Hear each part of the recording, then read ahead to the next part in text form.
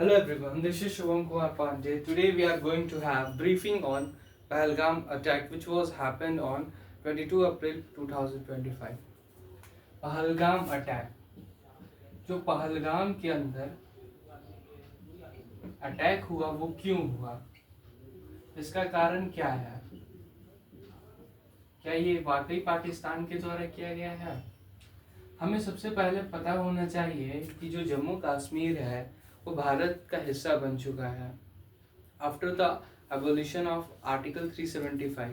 इस आर्टिकल के एबोलिशन से, इरेडिकेशन से जम्मू एंड कश्मीर भारत का हिस्सा बना।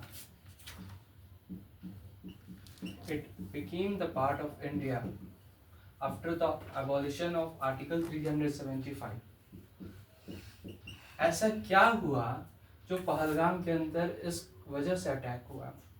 पाकिस्तान के अंदर बहुत सारे फोर्सेस हैं अलग अलग प्रकार के जो दावा करते हैं कि वो पाकिस्तान के लिए काम करते हैं।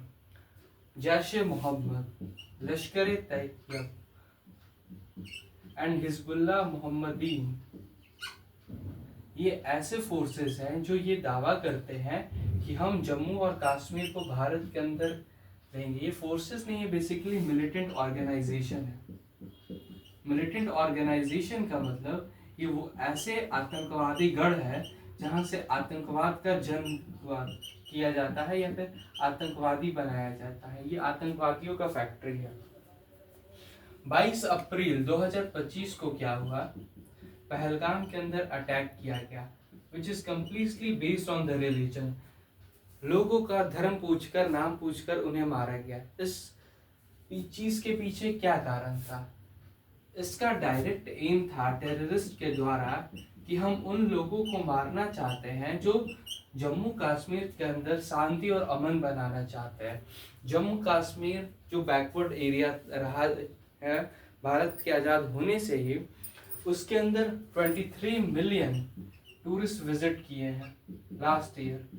इसका मतलब ये है कि जम्मू और कश्मीर के अंदर क्या हो रहा है, इकोनॉमिक बूम आ रहा है और यहाँ पे जो कंडीशन हो रही है बाकी सभी राज्यों की तरह हो रही थी, जो नॉर्मल कंडीशन हो रही थी, लेकिन कुछ लोगों के द्वारा इसे देखा नहीं जा सका। उन्होंने सोचा कि क्यों ना इसे टेररिज्म जिंदा किया जाए फिर से, जो पहले किया जाता था। इसलिए उन्होंने 22 अप्रैल 2025 को पहलगाम के अंदर अटैक किया। इस अटैक का यही मोटो था कि जम्मू और कश्मीर के इलाकों में जो भी शांति और अमन बन रही है इस चीज में हस्तक्षेप किया जाए, इस चीज को खराब किया जाए। इसके कारण भारत में यह अटैक हुआ। भारत ने 7 मई 2025 को ऑपरेशन सिंदूर परफॉर्म किया। ऑपरेशन सिंदूर परफॉर्म करने का क्या मोटिव था, जिसके अंदर 9 साइट्स destroy किए गए, in which 5 of them sites are actually placed in Pakistan occupied Jammu and Kashmir and 4 of them are actually in Pakistan। हमारे आर्मी के chief colonel Sofiya Qureshi, commander Vyomika Singh ने ये बताया, it was based on actually the targeted militant organisation. हमारे देश के द्वारा military के मिलिटेंट ऑर्गेनाइजेशन को टारगेट किया गया और जो सिविलियन को बिल्कुल ही नहीं टारगेट किया, ना ही पाकिस्तानी आर्मी को टारगेट किया। इट वाज द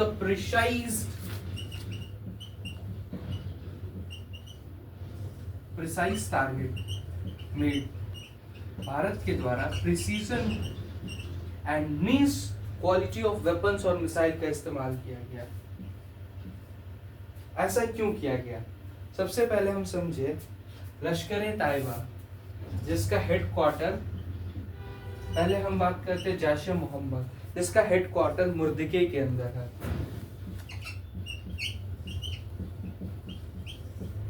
लश्कर तैयबा, इसका हेडक्वार्टर लश्कर तैयबा का हेडक्वार्टर हमारे पास मुर्दिके के अंदर है और जैश-ए मोहम्मद का हेडक्वार्टर हमारे भावलपुर के अंदर है।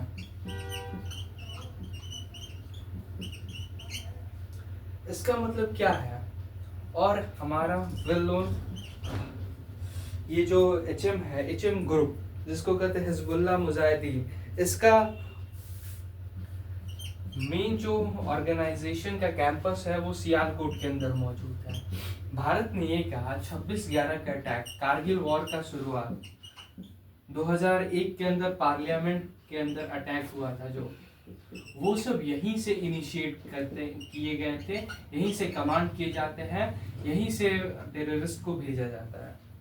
इसका मतलब ये है, ये ऐसे फैक्ट्रीज है बेसिकली जो भारत के अंदर अटैक्स को पॉसिबली परफॉर्म कर पाते हैं, सक्सेसफुली परफॉर्म कर पाते हैं। इसलिए भारत के लिए इन सभी एरियाज को डिस्ट्रॉय करना, न्यूट्रलाइज करना बहुत ही इंपॉर्टेंट था। अगर वो नहीं करता तो आज से 20 साल बाद, 10 साल बाद, 5 साल बाद कभी भी फिर से भारत के अंदर टेररिस्ट अटैक पॉसिबली किया जा सकता था। भारत ने इस चीज को परफॉर्म करके और बहुत ही अच्छे तरीके से, और ये किस नीति के तहत हुआ? Zero tolerance. भारत ने साफ साफ कहा कि हमें आतंकवादियों के खिलाफ जीरो टॉलरेंस नीति, यानी कोई भी मिस हैपनिंग अगर परफॉर्म किया जाए तो भारत उस चीज का जवाब देगा। 26/11 के अटैक के अंदर अजमल कसाब शामिल था, जिसको मार गिराया था हमारे देश के सेनाओं ने।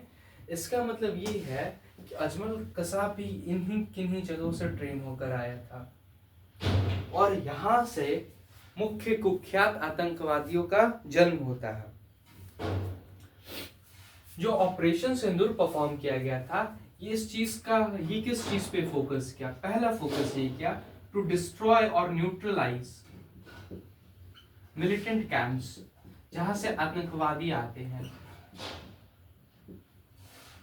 दूसरा, हमने ना ही पाकिस्तान के मिलिट्री को टारगेट किया, we don't have target Pakistani military along with civilians, हमने किसी भी नागरिकों को नुकसान नहीं पहुंचाया। लेकिन एक सवाल ये पूछा जा सकता है कि पहलगाम को ही क्यों चुना गया? जैसे कि मैंने बताया कि पहलगाम के अंदर जो कंडीशन हो रहा था वो नॉर्मल हो रहा था, पहला चीज जो दूसरे देशों के द्वारा नहीं देखा जा सकता है। दूसरा, यहाँ पर इकोनॉमिक बूम आ रहा था, ये इकोनॉमिकली ये क्या हो रहा था? स्टेबल हो रहा था, जो कि इसे नहीं होने देना चाहता था एंटी सोशल एलिमेंट के द्वारा। And then after the most important thing is why such kind of things are being happening. ये जो जम्मू और कश्मीर है वो स्टेबल बन रहा था, जो कि नहीं बनने देना चाह रहा था। क्यों? क्योंकि इस चीज को, जम्मू और कश्मीर को कैसे लोग दूसरे पाकिस्तान के मुल्क ट्रीट कर सकते? फाइन ग्राउंड फॉर टेररिज्म के लिए फाइन ग्राउंड है। अगर यही नॉर्मल स्टेट के अंदर है तो टेररिज्म कहाँ परफॉर्म किया जाएगा? इसलिए इस चीज को हम लोग देखते हैं कि क्यों पाकिस्तान के अंदर मिलिटेंट ऑर्गेनाइजेशन ने पहलगाम को फोकस किया या फिर क्यों इस पर अटैक किया। ये आज के लिए सबसे कम ब्रीफिंग है। Now we will again meet.